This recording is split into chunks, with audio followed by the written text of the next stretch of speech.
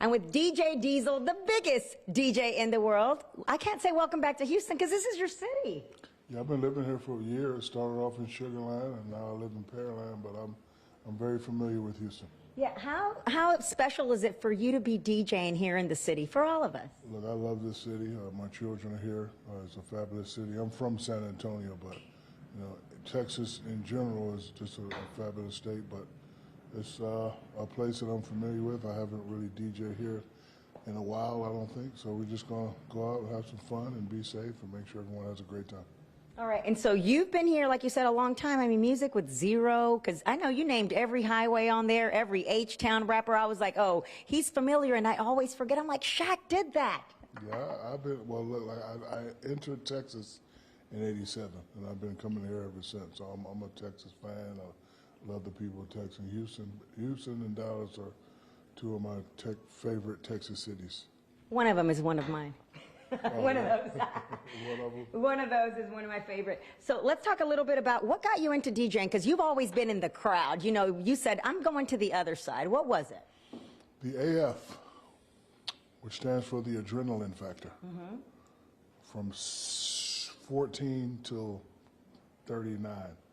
For me, it's all about the right? Mm-hmm. That's what drove me. Even in high school, you know, I went to small high school, San Antonio. We're 35-0, and if we win this game, we'll be 36-0. We'll be the state champions. Just the crowd, the people. Same thing in Baton Rouge, LSU. Same thing in the NBA. And when I lost that, I don't like to use the word. I don't like to use the D word, but I was down. Mm-hmm. I still get it every now and then. I go to the restaurant and you hear a few people clap, but I need a few hundred, few thousand. And I wasn't getting it. And I went to this festival called Tomorrow World, and there was 500,000 people out there. Mm-hmm. And it's like you do something and then you don't do it and you forget about it, and then it hits you again. So I was like, oh, like this is it. So then I told the promoter, who's standing over there, a guy named Logan, I said, you know I could DJ, and he laughed at me. Yeah, right. So then I had to do the whole celebrity DJ circuit thing, which is fine. I had to pay my dues, but I've been DJing since 85, 86. I'm a real DJ. That's what I was going to ask you. What do you DJ with? I started off with SB 1200s and a Gemini mixer. In college, I DJ'd. I had to carry the crates around. I get $25 a show. Okay. Yeah, so I'm scratching and battling, did all that. So when I saw the Tomorrow, I was like, I can do this. And I kept going to a couple, shows. I wanted to see. I would see Nightmare. I would see Skrillex. I would see Steve Aoki, and I was like, those guys are good, but I can do it. I did it before. So that's all I do it for. I do it for the adrenaline factor. And then when you talk about the sport, what makes the NBA a great sport, it's not because of LeBron. It's because of LeBron.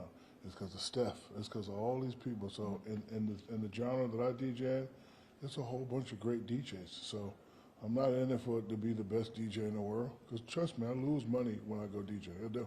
Oh, I bet it's kind of a different thing. Like all the checks I get, which are not that high, I give them away. So, but for me, it's just about, having a good time, making people smile, and, just, enjoying myself. And tell me about the music you play, because you actually give the people a chance to get their music played by you. Yes, I like taking young artists that don't have the voice and giving them the voice.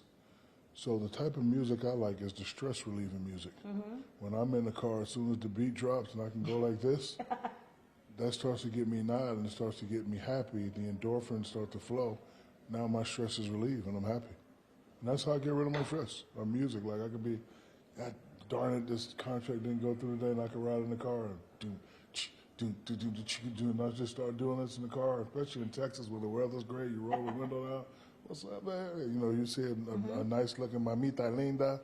Hey, mama, dame beso. So all that stuff just helps you forget about all the stuff that stresses you out. And that's what, like, music and sports are the only two things that could help people get rid of their problems, period. And have you created a routine that you do prior to your set? Is there something that you like to do? Yes. General Dwight Eisenhower said the greatest of leaders are the ones that hire people that are smarter than you. So one of my best friends is also a DJ, a way better DJ than me. We go over the set.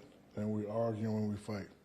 Same way me and Kobe argue. Same way me and LeBron argue. Me and D would argue. And that's what two alpha males do. Play this. No. Play that. Play this. Play that.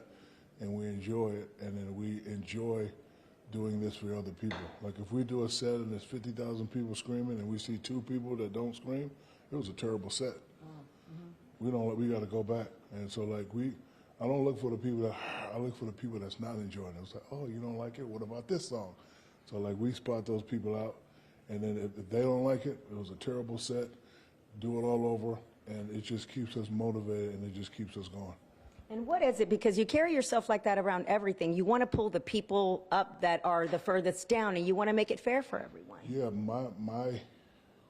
my journey now from 49 to whenever I leave this earth is about making other people happy. So when I go to the festival and see a kid or a person that has spent their money to come watch, like, I take pride in that. I do. When I was young, my father took me to a San Antonio Spurs game. It was a terrible game, but I remember he had to borrow the money. So now he's like, damn it, it's a terrible game. Got to pay my guy back somehow, whatever. So he hits me in the chest and he says, son, if you ever get to the point to where people are paying to watch you perform, make sure you put on a show. So that's why I was a unique type of NBA player. I was like, and I would love to see, oh, there's dad and his son, or there's dad and mom, or there's dad and his daughter.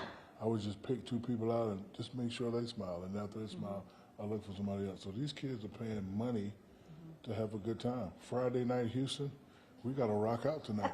We have to rock out. There's only one way to do it. And speaking of sons, real quick, how your son committed to TSU, your daughter committed to TSU. How proud does that make you to be a part of that? It makes me very proud. They're doing very well. I always tell them to follow their dreams. You know, I have 6 children, and for me, it's not about, we don't need another NBA player. I would love to lawyer, physicist, engineer, real estate, whatever, but they make me very proud. I'm one of the lucky ones. I have no problems from them, and they're smart, and they're educated, and they're humble, and they follow my footsteps. They do charitable work, and they're just great kids.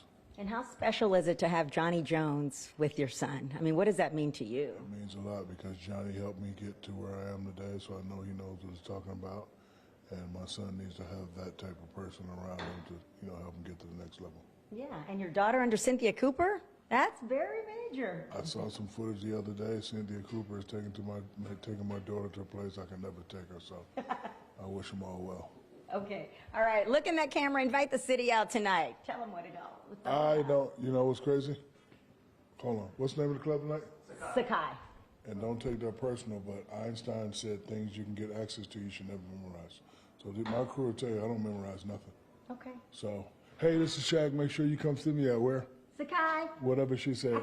See you there tonight. No, this is Shaq Diesel. Come check me out tonight at Sakai. Get ready to bang. Okay, so we've been sitting here together. We're kind of the same size. Let's go ahead and break it on down. Oh, I thought you was asking me to dance. I was like, break it on down. Yeah, we're going to break it on down. Okay, all right, break it see? down. I'm almost as tall as him.